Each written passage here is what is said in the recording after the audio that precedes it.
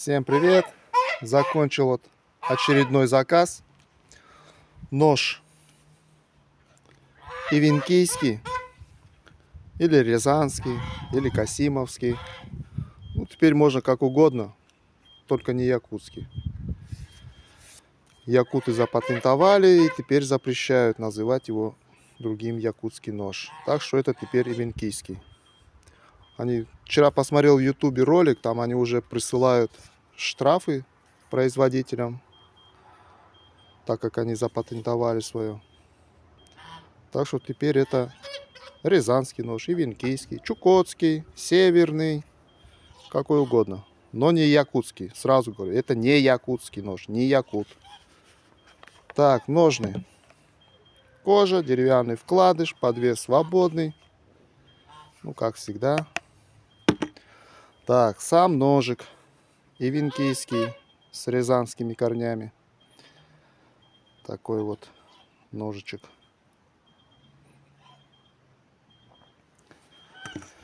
Так, сталь Х12МФ. Длина клинка 125 миллиметров. По ширине он 30. Такой крепыш. Ну, по толщине он где-то 4 и немножко клином идет. Рукоять длина 125 миллиметров.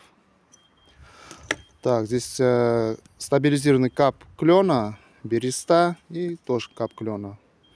И здесь штиф. Здесь хвостовик практически до конца. Сделал, просверлил и поставил штиф на всякий случай. Вот так. Нож заказной. Сейчас упаковываю и отправляю.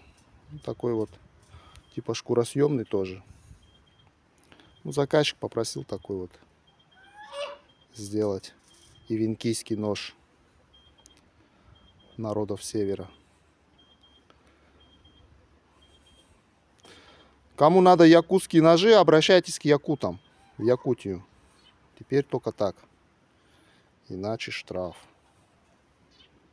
Теперь только рязанские, ивенкийские, северные, ханты-мансийские, чукотские. В общем, хороший ножичек получился. Самому понравился. Следующий нож тоже будет с бересты, но без дола. Ну все, всем пока.